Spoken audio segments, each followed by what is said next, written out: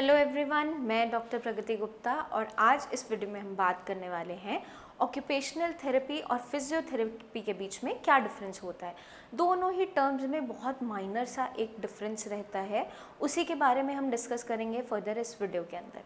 कौन सी कंडीशन में हमें किस तरह की थेरेपी आराम दे सकती है और क्या इनके बेनिफिट्स देखने को मिलते हैं, इसी सब के बारे में हम फर्दर वीडियो के अंदर डिस्कस करने वाले हैं।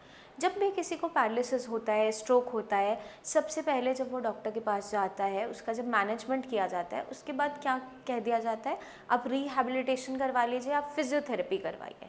अब पेशेंट की जब कंडीशन ऐसी होती है कि वो बिल्कुल डिपेंडेंट है दूसरों पे, कोई भी छोटा छोटा काम खुद से नहीं कर पा रहा, हर छोटे काम के लिए दूसरे जन पे डिपेंडेंट हो गया है, तो उस कंडीशन में उसकी जब फिजियोथेरेपी स्टार्ट की जाती है, फिजियोथेरेपी के अंदर अक्सर गलती क्या की जा रही होती है, जितने भी पेशेंट्स होते हैं उनमें एफ़र्ट जो लगवाया जा रहा होता है पेशेंट का ना लगवा के जो केयर टेकर होते हैं, फिजियोथेरेपिस्ट होते हैं, वही अपना एफ़र्ट ज़्यादा लगा रहे होते हैं।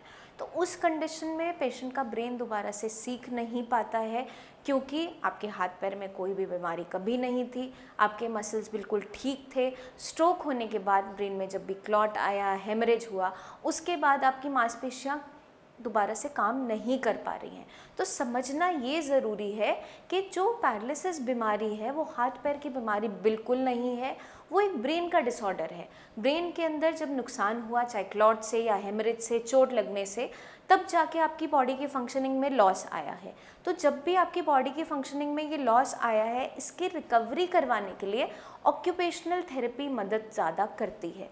अब समझना ये ज़रूरी है कि फिजियोथेरेपी और ऑक्यूपेशनल थेरेपी में जो माइनर डिफरेंस है वो है क्या। पहले आप, क्योंकि अगर उसको समझ पाएंगे तभी आगे चल के इस बीमारी का मैनेजमेंट अच्छे तरीके से समझ पाएंगे। तो जो फिजियोथेरेपी होती है उसके अंदर ज़्यादातर काम किया जाता है आपकी मसल की टोन पे, मसल की स्ट्रेंथ पे। तो इसमें क्या देखने को मिलता है, मान लीजिए मेरा राइट हैंड पैरालाइज्ड है, तो पेशेंट को एक्सरसाइजेस कभी कभार क्या करवाई जाती है, उसको दम लगवा रहे होते हैं, आगे मूवमेंट करने के लिए, पीछे करने के लिए मुट्ठी खुलवा रहे होते हैं, बंद करवा रहे होते हैं, हाथ को ऊपर लेके जाया जा रहा होता है, नीचे लेके आते हैं, इस तरीके की एक्सरसाइजेस करवा रहे होते हैं। अब इन एक्सरसाइजेस में नुकसान पूरी तरह से नहीं होता है, लेकिन अगर प्रोलॉन्ग पीरियड के लिए हम इन्हीं एक्सरसाइजेस को कंटिन्यू करते हैं बिना पेशेंट का स्ट्रेंथ लगवाए, तो पेशेंट के अंदर रिकवरी देखने को नहीं मिलती है। इस चीज़ को समझना ज़रूरी है, क्योंकि परेशानी क्या होती है, जब भी हम फिजियोथेरेपी इस तरीके से करवा रहे होते हैं, अपना एफर्ट ज़्यादा लगा रहे होते हैं, ना कि पेशेंट का लगवा रहे होते हैं, उस कंडीशन में मांसपेशियों में ऐंठन और ज़्यादा बढ़ जाती है। अब मान लीजिए आपके राइट हैंड पैरालाइज्ड है, मूवमेंट ज़्यादा नहीं हो पा रही है, तो इस कंडीशन में आप क्या करोगे, जस्ट यहाँ पे सपोर्ट करोगे और पेशेंट को बोलोगे बाहर की तरफ पुश करने की कोशिश करें और अंदर की तरफ हाथ को लाने की कोशिश करें। आपने जस्ट नीचे से सपोर्ट किया है, कोई ज़ोर नहीं लगाया। इस तरीके से एक्सरसाइज करवाने से पेशेंट की मांसपेशियों में ऐंठन आती है, नुकसान देखने को मिलता है, दर्द होना शुरू हो जाता है। अब ये समझना ज़रूरी है कि इस तरीके से करवाई हुई एक्सरसाइज क्यों बेनिफिट नहीं दे पाती है। इन्हें बोलते हैं पैसिव एक्सरसाइजेस। पैसिव एक्सरसाइजेस वो होती हैं जिसके अंदर पेशेंट का कुछ भी एफर्ट अपना नहीं लग रहा होता है, जो एक्सरसाइज करवा रहा होता है उसकी खुद की ही एक्सरसाइज हो रही होती है, क्योंकि एफर्ट केयर टेकर या फिजियोथेरेपिस्ट लगा रहा होता है। अब इस कंडीशन में नुकसान इसलिए देखने को मिलता है क्योंकि पेशेंट खुद से अपनी मांसपेशियों को मूव करने के लिए ब्रेन से कमांड नहीं भेज रहा है, क्योंकि हम खुद से ही हाथ पैर की मूवमेंट करवा रहे हैं। तो उस कंडीशन में पेशेंट का ब्रेन दोबारा से सीख नहीं पाता। इन्हीं पोजीशन में ऑक्यूपेशनल थेरेपी का बहुत ज़्यादा रोल होता है।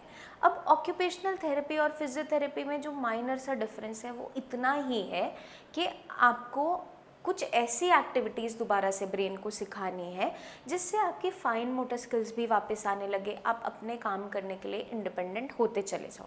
मान लो अगर कोई पहले हाउसवाइफ थी, उसे पैरालिसिस हो गया है, तो अब जो भी वो काम पहले करती थी, ब्रेन में कहीं ना कहीं उसकी मेमोरी बनी हुई है। आप जब उस एक्टिविटी को दोबारा से करवाओगे पेशेंट से, तो ब्रेन दोबारा से सीखता है और हाथ की मूवमेंट को वापस लाने की कोशिश खुद से करता है। अब मान लो आप डस्टिंग करते थे, अब पेशेंट के हाथ में थोड़ी सी मूवमेंट है, हाथ में आप उसके कपड़ा दे दीजिए और उसको बोलो कि आप जैसे क्लीन करते हो उस तरीके से मूवमेंट करो। तो इसी तरीके की मूवमेंट जो एक्सरसाइज है एक्टिविटी के फॉर्म में, वो ज़्यादा मदद कर पाती है पेशेंट को रिकवरी लाने में, ना कि हमारी खुद की करवाई हुई एक्सरसाइजेस। इनिशियली जब पेशेंट बेड रिडन होता है, कुछ भी मूवमेंट खुद से नहीं कर पाता है, उस केस में जो आपकी पैसिव एक्सरसाइजेस है जिसमें एफर्ट केयर टेकर ज़्यादा लगा रहा होता है, वो कहीं ना कहीं थोड़ा बहुत हेल्प कर जाती हैं। लेकिन वंस द पेशेंट इस कंडीशन में आ चुका है, जब वो थोड़ा थोड़ा मूवमेंट कर रहा है, उठ बैठ पाता है, चल पाता है, उस कंडीशन में हमें उसको वो एक्टिविटीज़ करवानी है जो उसके ब्रेन में ऑलरेडी स्टोर्ड है मेमोरी की तरह। अब कोई मान लो पहले शेफ़ था, चॉपिंग का काम करता है, कुकिंग का काम करता था, तो आप उसको दोबारा से नाइफ़ दो हाथ में, अगर वो होल्ड कर पाता है, और उसे बोलो कि वेजिटेबल्स को आप चॉप करने का कोशिश करोगे। अब उससे बेनिफिट क्या होगा, पेशेंट ग्रैब तो कर लेता है, हाथ में ग्रिपिंग भी है, बहुत फाइन मोटर स्किल्स नहीं है पेशेंट के पास जिससे फाइनली वो चीज़ों को चॉप कर सके। लेकिन हम ब्रेन को जब दोबारा सिखाते हैं, याद दिलाते हैं, तो वो कहीं ना कहीं प्रैक्टिस के साथ साथ ये सीखता चला जाता है। तो जब भी हम पेशेंट को वो एक्टिविटीज़ करवाते हैं जो ऑलरेडी उसने सीख रखी हैं, उसके माइंड के अंदर सबकॉन्शियस माइंड में स्टोर्ड है मेमोरी की तरह, तो वो रिकवरी लाने में मदद और ज़्यादा करती चली जाती है।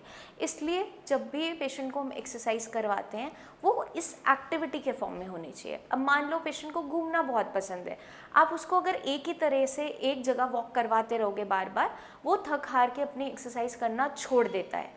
अब हमें उसे माइंड को एंगेज भी करना है, एक्टिविटी भी करवानी है, ब्रेन को दोबारा सिखाना भी है। तो उसे आप बाहर वॉक करने ले जाओ, घुमाते घुमाते जहाँ उसका मन था घूमने का वहाँ तक उसको वॉक करवा के ले गए, वापस आए। उससे क्या होगा, माइंड भी डाइवर्ट रहा, उसने वो एक्टिविटी भी कर ली और हमारा काम भी हो गया। हमें क्योंकि एक्सरसाइज से मतलब है, तो पेशेंट को हमें ब्रेन को दोबारा से ट्रेन करवाने वाली एक्टिविटीज़ देनी है।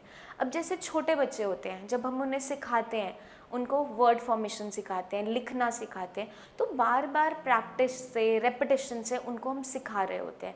अब मान लो आपको दोबारा से लिखना सीखना है, साइन करना सीखना है, आपका राइट हैंड उतना अच्छा फंक्शन नहीं कर पाता, आप थोड़ा सा पेन पकड़ पाते हो, वर्ड्स बना पाते हो, लेकिन उतना अच्छे से आप लेटर्स को नहीं लिख पा रहे हो, तो इसको आप बार बार प्रैक्टिस करोगे। ऑक्यूपेशनल थेरेपी और फिजियोथेरेपी में बस यही डिफरेंस है। ब्रेन को जहाँ ट्रेन करने का प्रोसेस मसल की एक्टिविटी के साथ किया जाता है, वो होती है ऑक्यूपेशनल थेरेपी, और जहाँ सिर्फ मसल स्ट्रेंथ पे काम करते हुए मसल टोन पे ही वर्क किया जाता है, वो होती है फिजियोथेरेपी। इन दोनों में बहुत माइनर सा अंतर है, जिस अंतर को अगर आप समझ लेते हो तो आप अपने पेशेंट को मदद कर सकते हो जल्दी से जल्दी रिकवर करवाने में। क्योंकि अगर हम ब्रेन को दोबारा से एक्टिविटीज़ करवाएंगे जो वो पहले करता था, तो ब्रेन दोबारा अच्छे से सीख जाता है। अब मान लो कोई अपना हाथ यहाँ सिर तक ले जा पाता है लेकिन अच्छे से पूरी मूवमेंट नहीं है, तो हम क्या बोलेंगे, उसकी फिंगर टिप्स पे हम थोड़ा सा ऑयल देंगे, उसको बोलेंगे आप सिर की मालिश करना शुरू करो, इस तरीके से, पीछे के तरीके से। धीरे धीरे क्या होगा, अब हम करवा तो सारे मसल्स की एक्सरसाइज रहे हैं, आपकी शोल्डर की, एल्बो की, रिस्ट की, फिंगर टिप्स की, क्योंकि हम जब मूव कर रहे हैं तो इसमें हर एक मसल की एक्टिविटी, हर एक जॉइंट की एक्टिविटी इन्वॉल्व है। हम डायरेक्टली इस तरीके से एक्सरसाइज ना करवाते हुए पेशेंट को बोल रहे हैं कि आप अपने सिर पे तेल मालिश करो। अब जब वो इस तरीके की एक्टिविटी कर रहा है, सर्कुलर मोशन में हम, शोल्डर की रोटेशन भी हो रही है, एल्बो में भी आप मूवमेंट कर रहे हो, अपनी रिस्ट को भी मूव कर रहे हो, अपनी फिंगर टिप्स को भी मूव कर रहे हो, तो आपकी कंप्लीट हैंड की एक्सरसाइज उसके अंदर हो रही है। अब पेशेंट के अंदर क्या देखने को मिलता है, जब हम उन्हें इस तरीके की एक्टिविटीज़ में एंगेज करते हैं तो पेशेंट जल्दी रिकवर होने लगता है। अब मान लो कोई हाउसवाइफ थी, वो कुकिंग बहुत अच्छे से करती थी, तो आप उसे, उसके हाथ में कुछ कुछ मूवमेंट है कि वो बेलन को रोल कर पाती है, तो उसके दोनों हाथ में बेलन पकड़ते हुए वो रोटी को बेलने की कोशिश करेंगे। उससे क्या बेनिफिट मिलेगा कि ब्रेन के पास वो मेमोरी ऑलरेडी है, जब हम उससे वो एक्टिविटी करवा रहे हैं तो वो मूवमेंट वापस लाने की कोशिश करता है। तो जिस ऑक्यूपेशन में पेशेंट ऑलरेडी एंगेज्ड होता है, वो काम कर रहा होता है, उसी ऑक्यूपेशन में जो जो एक्टिविटीज़ इन्वॉल्व होती है, जब हम पेशेंट को करवाते रहते हैं, पेशेंट की मेमोरी में वो चीज़ें ऑलरेडी स्टोर्ड होती हैं और ब्रेन दोबारा से सीखता जाता है। ब्रेन के साथ एक ही काबिलियत है ब्रेन के पास कि वो रेपिटेशन से बहुत अच्छे से काम कर पाता है किसी भी उम्र में, चाहे छोटा बच्चा हो, चाहे कोई एजड पर्सन हो, चाहे कोई बहुत ज़्यादा मिडिल एज पर्सन है या कोई बड़े बुजुर्ग हैं, सब में रिकवरी देखने को मिलती है, वो इसी तरीके से मिलती है। तो जब भी हम पेशेंट हमारे साई संजीवनी में आते हैं, उनकी हम हिस्ट्री लेते हैं कि किस वजह से उनके ब्रेन पे नुकसान हुआ, क्लॉट हुआ था, हेमरेज हुआ था, क्या हुआ था, जब पूरा डायग्नोसिस बनाया जाता है उसके अकॉर्डिंग उनको डाइट एक्सप्लेन किया जाती है कि आपको प्रोटीन एनरिच डाइट खानी है, विटामिन डी और विटामिन B12 उसके अंदर भरपूर होना चाहिए। अगर आप नॉन वेजिटेरियन हैं तो आप फ़िश ले सकते हो, चिकन सूप ले सकते हो। अगर आप वेजिटेरियन हो तो आपका मेजर फोकस रहेगा मिल्क और पल्सेस पे। मिल्क भी आप डबल टोन लोगे, बिना मलाई का या गाय का दूध, जो फैट कंटेंट जिसके अंदर कम होगा लेकिन रिकवरी की पावर पूरी होगी। क्योंकि जब भी ब्रेन के अंदर क्लॉट बनता है, या तो आपका जब भी कोलेस्ट्रॉल बढ़ता है उसकी वजह से क्लॉट फॉर्मेशन देखने को मिल जाती है। तो दोबारा से पेशेंट को वो दिक्कत भी ना हो, उस पर ध्यान रखते हुए हमें रिकवरी लानी है। तो पेशेंट की बॉडी में हमें स्ट्रेंथ की बहुत ज़्यादा ज़रूरत होती है, उसकी मांसपेशियाँ सूखनी नहीं चाहिए, इसलिए प्रोटीन उसको खिलाना ज़रूरी है। तो दालें हैं, स्प्राउट्स है, एग्स है, चिकन है, फ़िश है, इस पे फोकस पेशेंट का ज़्यादा रहता है। ये भी आप फ्राइड फॉर्म में नहीं दोगे, ग्रिल्ड फॉर्म में दोगे, ताकि पेशेंट की बॉडी में स्ट्रेंथ भी पूरी बनी रहे और एक्स्ट्रा फैट और कुछ भी ऐसी चीज़ बॉडी के अंदर ना जाए जो उसको नुकसान और ज़्यादा पहुंचा रही हो। तो जब हम उनकी एक्सरसाइजेस प्लान करते हैं तो इसी तरीके से प्लान की जाती है कि पेशेंट सीखे दोबारा से, उसका ब्रेन दोबारा सीखे। तो जब भी अगर आपका मान लो राइट हैंड वर्क नहीं करता है, लेफ़्ट हैंड में मूवमेंट है, तो पेशेंट को बोला जाता है कि आप दोनों हाथ में ग्लास को पकड़ो, उसको ऊपर ले जाने की कोशिश करो, पानी पीने का ट्राई करो। अब इसमें क्या हो रहा है, ब्रेन पानी पीने की कोशिश कर रहा है, अब दूसरे हाथ की सपोर्ट से कर रहा है, लेकिन स्ट्रेंथ पेशेंट अपने दूसरे हाथ की राइट हैंड जो पैरालाइज्ड है उसकी भी लगा रहा है। तो ब्रेन दोबारा सीखने शुरू करता है। यही एक माइनर सा डिफरेंस होता है फिजियोथेरेपी और ऑक्यूपेशनल थेरेपी में। ऑक्यूपेशनल थेरेपी जब पेशेंट की करवाई जाती है, आपके आसपास अगर नहीं भी होती है तो आप हमसे आके पूछें कि क्या क्या आपको एक्सरसाइजेस करनी है, हम आपको पूरा गाइड करेंगे जो आपको दोबारा से इंडिपेंडेंट होने में मदद करेगी। आई होप ये वीडियो आपको मदद करेगी ऑक्यूपेशनल थेरेपी, फिजियोथेरेपी के बीच में जो माइनर डिफरेंस है उसको समझने में और आपके लिए जो बेस्ट ट्रीटमेंट है उसको प्लान करने में।